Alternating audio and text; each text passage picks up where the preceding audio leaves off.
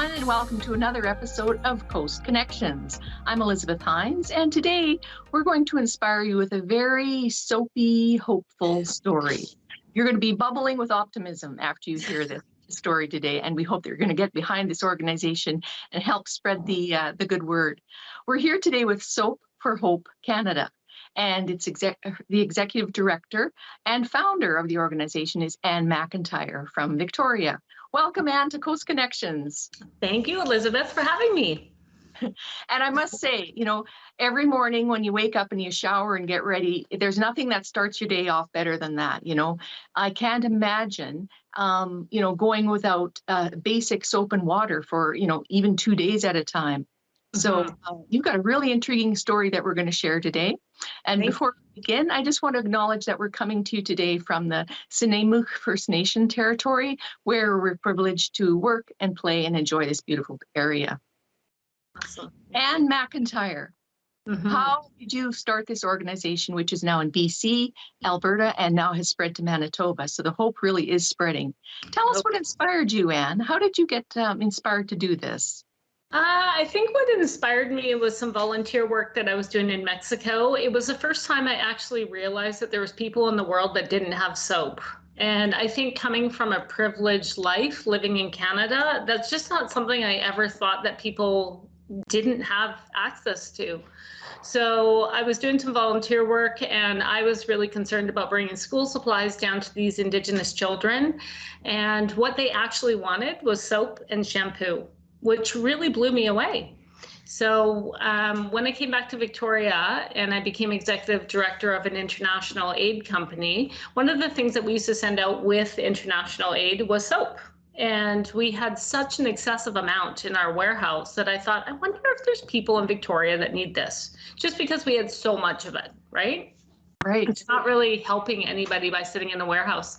So I went down to 5 shelters in Victoria just to have the conversation. What do you do for hygiene products? And most of the answers were, well, if we get it, great. If someone donates it to us, we'll give it out. If we don't, people don't have it, which doesn't really resonate with me or make sense. How can people living in Victoria not have access to soap and shampoo? And it's through various circumstances, isn't it, Anne? It's through poverty, which leads to homelessness, but also through really unfortunate circumstances like fires, floods, other disasters, and even war. And we're going to talk a little bit about your efforts that you're doing for Ukraine, too, in this episode. So it's really generated from a very small, visit to a shelter to something that has become international. So where do you source your hygiene products from, Anne? And what do you supply in a basic hygiene kit? Right. So we work with the hotel industry. They have a lot of soap and shampoo to get rid of. So what we were doing was putting our bins at local hotels. When we first started in 2015, we were just working locally, and we were putting our bins at our hotels. And whenever a guest would leave, the housekeepers would put the soap and shampoo, conditioner, body wash, and body lotion into these bins there. Some were half used, some were new. We collected them all, we would repurpose the product and then send it back out into the community to those that needed it. In the basic hygiene kit, we just started with soap, shampoo, conditioner, body wash, and body lotion because that's what we were getting from the hotel industry. Since 2015, we started with 5 shelters just as an experiment. We never really at that point thought that this would take off the way it has. And I never thought that there were so many people in so many demographics that needed what we were doing. So we have grown from those 5 shelters to we're over 500 right now in 3 provinces. Wow. So, that means our hotel demographic has changed as well. We're now working on the mainland. Whistler is a huge area for us. Tofino is a huge area for us. So, yeah. Congratulations to you. That's amazing how you've built this right from the ground up.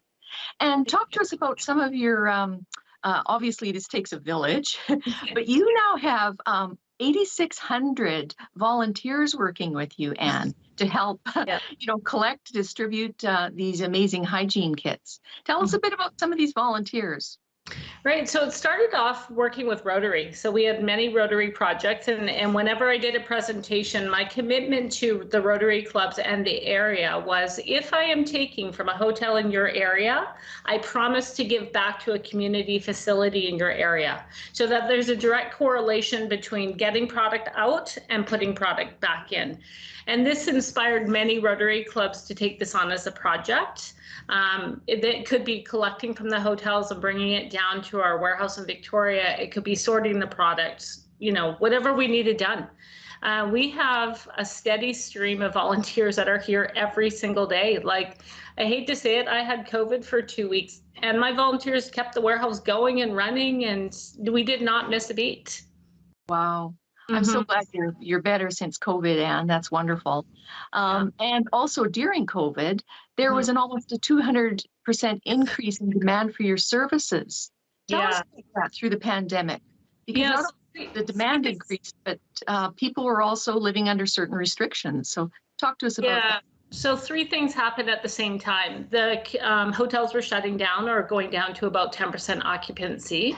Need went up through the roof because people were becoming financially insecure. There was a lot of lockdowns. We were working with a lot of Indigenous communities where they were on complete lockdown. So for us, getting product into a community to help the entire community became a big part of what we did during COVID. And we couldn't have volunteers in the warehouse, but luckily I have such great volunteers. We were putting bins of product outside of our warehouse. People were picking it up, doing the work at home, bringing it back. And we did this for 2 years. So I have a really funny story, what happened at the beginning of COVID. So right before COVID hit, I have a Vancouver hotel that had an excessive amount of soap and product. They had been storing it for 6 months prior to joining my program. And we were on going back and forth for about 4 months about, should I take this product? Shouldn't I? Basically you should start from the day we started the program, not go backwards. We were going back and forth how this would work. The day COVID was announced and everything was on shutdown, I phoned them and I'm like, I'll take it all. I need it. And we got 10,000 pounds. 10,000 pounds of product in our warehouse immediately. This kept my volunteers busy. It kept us stocked, and it didn't really matter even though tourism and hotels had shut down, it didn't really affect us that way. Because the groundwork that you'd already done, isn't it? Developing those relationships, which was really, really key to that. Tell us about the distribution method. How do you decide who needs the products? I know you're going into shelters, but tell us about some of the other community facilities that you're also working with to distribute these products. Okay, so we work with food banks, low-income schools, Indigenous communities, refugees, low-income senior facilities. We don't work with individual people. So a facility has to fill out our survey just so we understand their demographics and what their needs are and can we meet them. Because not everyone needs a family or a travel size shampoo. They might need a family size, or some people need a jug. For example, our place distributes, they have a shower program and they distribute in a little cup. So it's more effective to give them a 4-liter jug of product. So we have to have a lot of conversation with community facilities to make sure that there's a fit for what we're doing and then serve them appropriately. So every facility has to fill out an order form and tell us exactly what they need. So we might not be able to meet your needs, but at least we know what your needs are. So for example, if you have 200 recipients and I only have 100 bottles of shampoo, I'll give you my 100. But then I know in the future, for me to grow and serve everyone in our community, I need 100 more. So what's the warehousing method for all this product? Do you have a facility there or another one in Alberta and Manitoba now? How are you warehousing these? Right. In Victoria, I have 3 warehouses. We have one just for our linens. We have one for hygiene, and we have one overflow. Just because COVID, we started working in pallets of product and buying pallets of product, and I needed space. Alberta, we have a 5,000 square foot warehouse as well, and from there we have some amazing transportation companies that are shipping to Manitoba for us right now. So we haven't needed another facility yet. Yeah, good for you. You've got trucks on the ground, you've got warehouses, you've got 600 volunteers. You've got all these community agencies that you're working with. You've really got this, pretty well-oiled machine there, Anne. That's amazing. Thank you. And one of the organizations that you work with, when I was reading your very well put together annual report, by the way, was Stefan's Backpacks, and that really struck me. Tell us about this program and how you're helping students. Right, so Stevens Backpacks is in Alberta, and they work with kids and provide them with products that they need. And one of the things that kids need besides foods and school supplies and clothing is hygiene. So we have committed to them that we would put a hygiene kit in every single one of those backpacks. So it averages about 6,000 a year that we're doing. And we also have volunteers that hand knit face cloths to put in each of those hygiene kits. So we have a volunteer named Dorothy. She's 92. She's blind, and she makes about 1,000 face cloths for Stevens Backpacks a year. Wow. Yeah. That's a beautiful thing.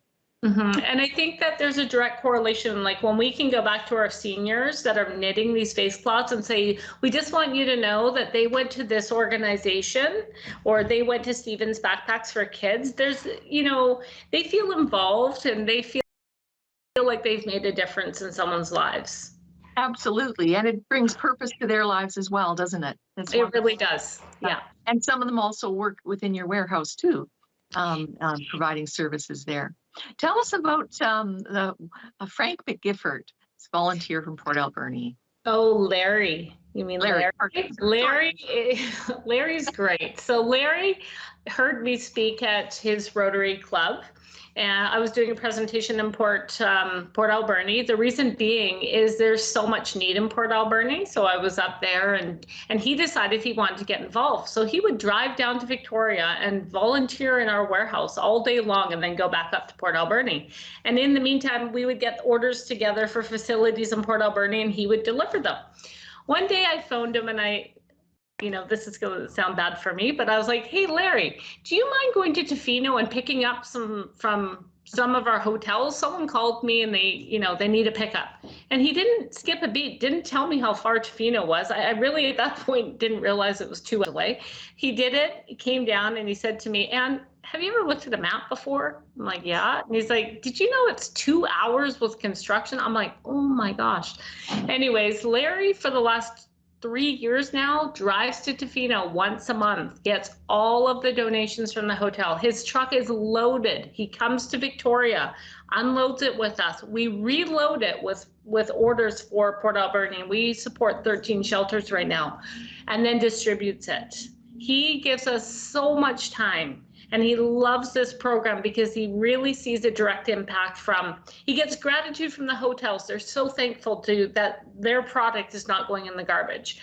Then he gets to go to the shelters and see people so thankful to receive this. And he's a conduit between that. Wonderful. The world needs more Larry. The world really does need more Larrys. And every time he comes, he brings us like a dozen donuts and muffins, and he's always giving us gifts. And yeah, it's amazing. I love the connection this is building between people and communities as well. I think that's really rich. Yeah, that's lovely. Now, you also have a vintage store, a thrift store that you've started, because obviously you need, funding. Tell us a bit about this new boutique that you have. Yeah, so one of the things we collect from the hotels is lost and found. And, I like to say we work with some of the best hotels. So when people are going there, they're bringing their best stuff and they're leaving their best stuff. So I was kind of looking at the lost and found going, wow, I think there's an opportunity here. We had lost all of our funding during COVID. Like our hotel program went down to nothing. Our funding kind of went down, and I was looking for opportunities to build up. And I thought social enterprise, So I had 2 students in university do a business plan. And I said, all right, you got 3 months to make this work. And they put together a store, and it's 2 students. One of them I met in Rotary when she was in grade 10, and we had kept in touch, and I've just always adored her. So yeah, they ran this store for me, and I have a government grant to have a student in again this summer. And I think you raised $10,000 in just the first few months of that program. And correct me if I'm right, but is that shop now going online? We do put some of the products online, and then you can book an appointment to come into the store. So during COVID, it was all by appointment. We do have volunteers that do run it now so that you can just come in. What a great revenue source. Good for you. You sometimes have to think outside the box, and, COVID made everyone rethink everything. Yes, absolutely. Yeah. What was one of the most unusual items that showed up in the lost and found for some of those hotels? Oh, I am not saying. Especially around Valentine's. Jack, perhaps. Yeah, ski boots. Why would you leave your ski boots, baby? I don't know. But we get some very unusual things, and we, brand new shopping. We've had Burberry and Armani men's shirts brand new in the packages, and you're like, how do you leave this? Yeah. Well, Yeah. lucky you. Lucky for us. We also work with Brentwood College, so when the kids go back, they leave all their stuff, and we had to send a truck last year to gather all the stuff from the school. Yeah, wow. And the great thing about working with the college is that we work with a lot of youth organizations in town, and youth, clothing sometimes is older, but when they get young kids' clothes, it's our youth transitional homes love it. Wonderful. So, yeah. And also your environmental impact is huge too, because look at what you're saving from going into the landfill. I'm thinking in terms of all those products that we've all sort of, taken home for the hotel and probably ended up in the garbage anyway. But I think you said it was like, 4 or 5 school buses full? 14 school buses full last year. 14 in 1 year. In 1 year, yes. That saved from the landfill in terms of it would have turned into garbage. It would have turned into garbage. We just had one of our major hotels switch over all their pillows and duvets. And we were having a challenge because the volume was huge on how to get it here. And they basically said, if you don't pick it up, we're going to throw it in the garbage, which to me really hurts my heart. So we found a way to bring it here, and we got 10 pallets yesterday just from one hotel. Wonderful. Yeah. Wow. So it's a little overwhelming. Yeah, it's overwhelming sometimes because, I call this a never-ending soap story. You wonder, okay, we're caught up, we're good, everyone's good. And then, you get another load. We got 16 bins of soap and shampoo yesterday that our volunteers are busy sorting out right now. And you had a huge donation of pillows as well. I think it filled up a tour bus. Is that right? Yeah, one of the hotels in Jasper, they were like, oh yeah, we got all new pillows. Can we bring the other ones to you? And we're like, oh sure. How many can there be? Well, it was 2,100 pillows. Wow. 2,100. And I just said to my program manager, phone every shelter, everyone that you know, and ask them to come pick up pillows. And by the end of the week, we actually had a list of 500 pillows needed. So that shows you the need that's out there. And let's talk now a little bit about what you're doing to help alleviate some of the need there in Ukraine with the war and the refugees flooding out of there. Talk to us about the program you have underway to support that effort. Right. So because I used to do international aid, I still have my relationships with a number of organizations that still work overseas.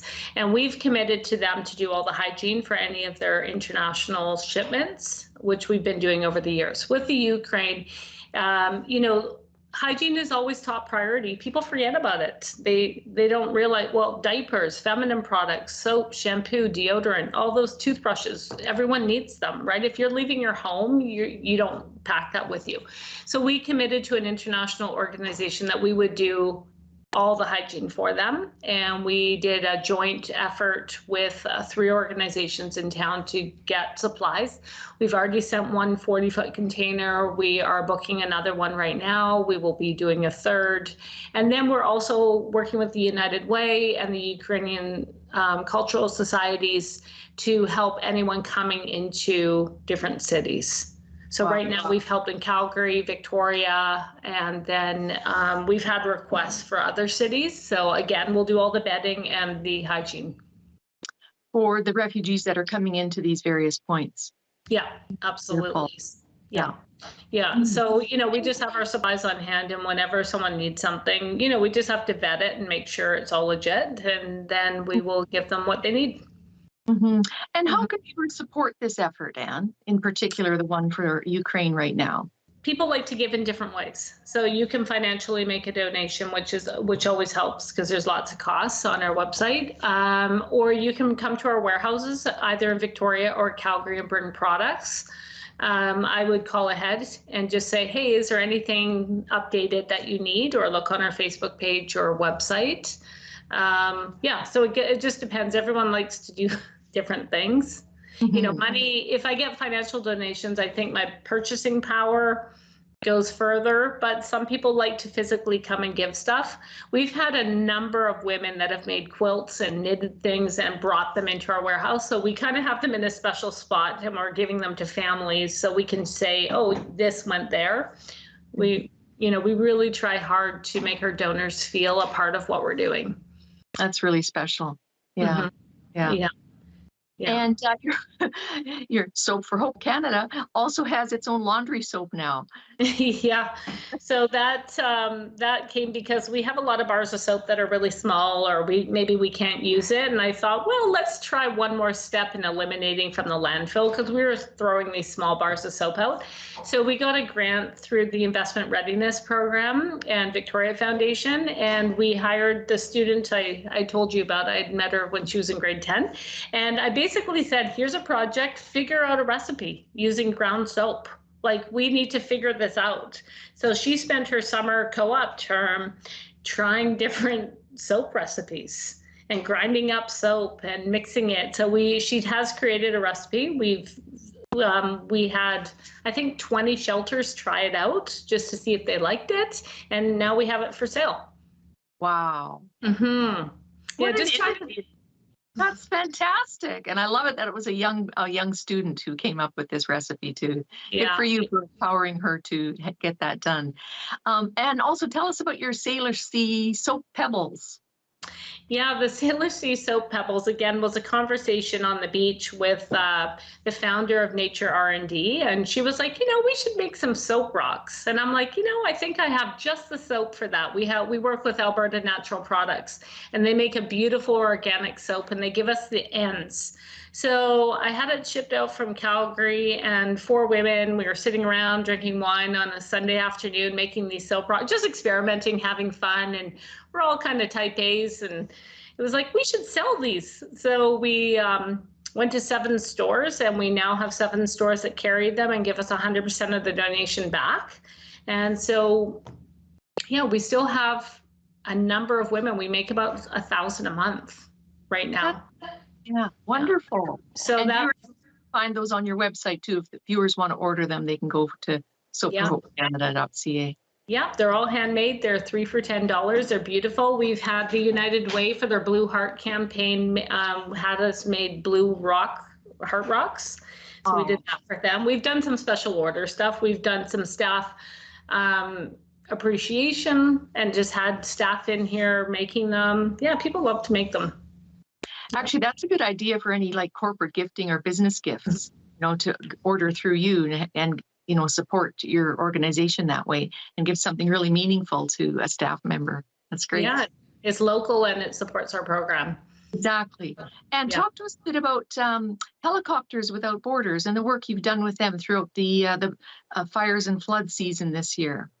Right. So they're one of our community partners as well. They're also in one of my social impact groups. And we love working with them because they can get to really remote places that we have problems sending product to. So right now we've committed about once a month that wherever they're going to fly to, we will supply the hygiene amenities for them. Yeah, so usually it's a remote Indigenous community. During COVID, they were flying up nurses to do vaccines, and that's a great opportunity for us to put hygiene amenities on their flights. Mm-hmm. That's wonderful. Otherwise, these communities would have been in great need, especially during COVID. Mm-hmm. There's lots of places that these products are just not affordable either.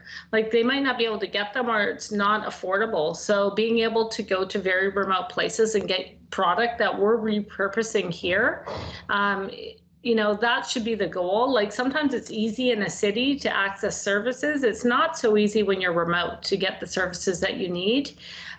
During fire and flood season, you need a helicopter sometimes to get into these places where people are.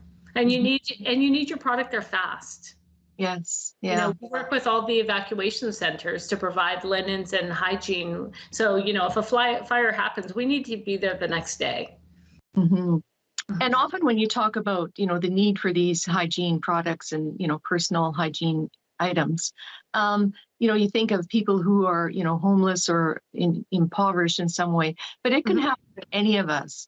As we saw, with the disasters that hit the province here in our own, economically stable area of the world, a lot of people ended up having to fleeing, their homes without anything at all. So the need that you're filling is very relevant right now.